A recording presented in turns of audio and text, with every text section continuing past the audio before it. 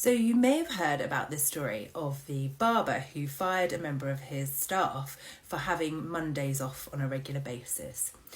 He fired her without any process or procedure. He didn't give her any warnings, and he certainly didn't invite her to a disciplinary meeting. And as a result, she was successful in her claim at the Employment Tribunal and won compensation, reportedly to be around £3,000. Now, this case highlights something that does happen fairly often, particularly in small businesses where the employer doesn't really understand what the correct process or procedure is.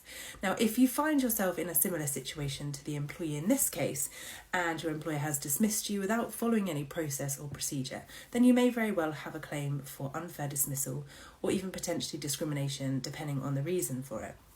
Now, why is the process so important?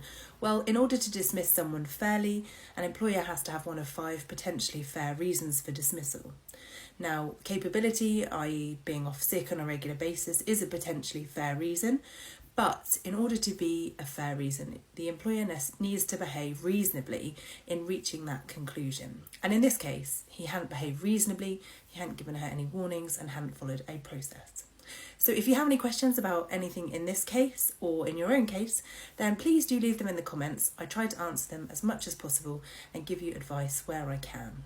Alternatively, if you want to have some private advice and conversation, you can contact my office directly.